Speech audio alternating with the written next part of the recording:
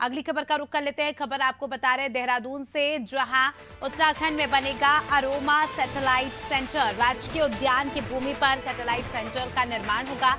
5 जिलों में योजना को धरातल पर उतारने की प्रक्रिया शुरू हो गई है। ज्यादा जानकारी ले लेंगे, हमारे साथ सोनू लगातार जुड़े हुए हैं। सोनू, जिस प्रकार से पहले भी हमें बताया गया था कि 5 जिलों में जो है अरोमा सैटेलाइट सेंटर बनेगा, जिसके लिए किसानों को जागरूक भी किया गया था। जागरूकता के साथ उन्हें टेक्नोलॉजी के बारे में भी बताया गया था। अब बताया जा रहा है कि इसकी प्रक्रिया जल्द ही शुरू होने वाली है।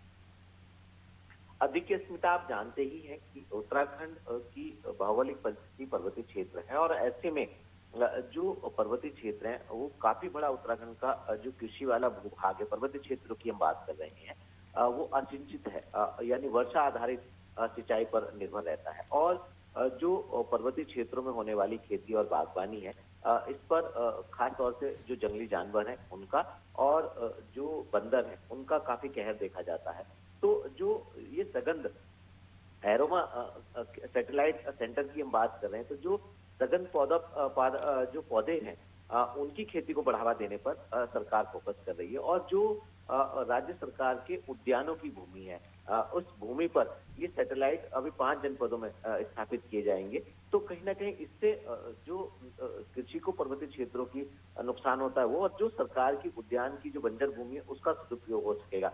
तो इस पर ये कोशिश की जा रही है कि जो सघन पौधा केंद्र है वो सैटेलाइट सेंटर जो है वो स्थापित करे और इससे किसानों को आर्थिक रूप से मजबूत किया जा सके।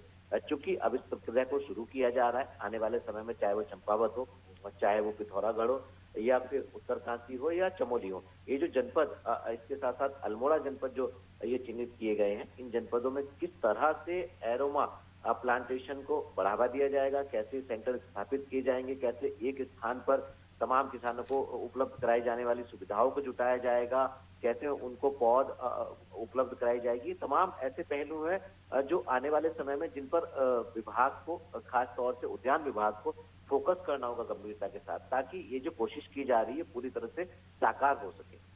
जी बिल्कुल, ये कोशिश साकार हो सके। और ये जो सैटेलाइट केंद्र खोलने की प्रक्रिया शुरू होने वाली है, इससे कितने किसानों को फायदा होगा सोनू, किस प्रकार से इसका फायदा होगा? देखिए अभी पहले चरण में 5 जनपदों को ये चिन्हित किया गया है और ऐसे में इन जनपदों के खास तौर से पर्वतीय क्षेत्रों की हम बात कर रहे हैं, तो इन जनपदों के जो क्षेत्र में किसान है और जो सघन पादप पौधों से संबंधित जो खेती कर रहे हैं, उनको कहीं ना कहीं निश्चित तौर पर बड़ी संख्या में, हजारों की तादाद में किसानों को उद्यान और बागवानी के क्षेत्र में फायदा होने वाला है। और जिस तरह से उनको प्रशिक्षण की जरूरत पड़ेगी, प्रशिक्षण उपलब्ध कराया जाएगा और जो नर्सरी प्रोसेसिंग है वो उपलब्ध कराया जाएगा। और इसके साथ साथ जो विपणन की व्यवस्था है और जी शोध से संबंधित जो नए अपडेट्स आएंगे वो भी उपलब्ध कराए जाएंगे। तो कहीं ना कहीं जब ये तमाम जानकारी किसानों को उपलब्ध कराई जाएंगी और विभाग का इसमें सहयोग रहेगा, तो उम्मीद यही की जा रही है कि हजारों की तादाद में किसानों को आर्थिक रूप से फायदा होगा, उनकी जानकारी बढ़ेगी और इसके प्रति जो किसान है वो जागरूक होंगे। क्योंकि कई बार हम देखते हैं विभागीय स्तर पर यह भी कोशिश की जाती है कि जो खेती की जा रही है उसको जंगली जानवरों से भी बचाया जाए।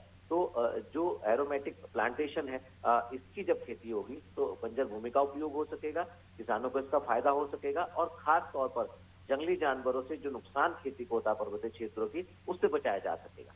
जी, चलिए बने रहिए हमारे साथ सोनू। जल्दी आपका रुख करेंगे। तो दर्शकों को बता दें कि खबर देहरादून से बताई, जहां पर जो है राजकीय उद्यान भूमि पर सैटेलाइट सेंटर निर्माण कार्य की शुरुआत जो है होने वाली है।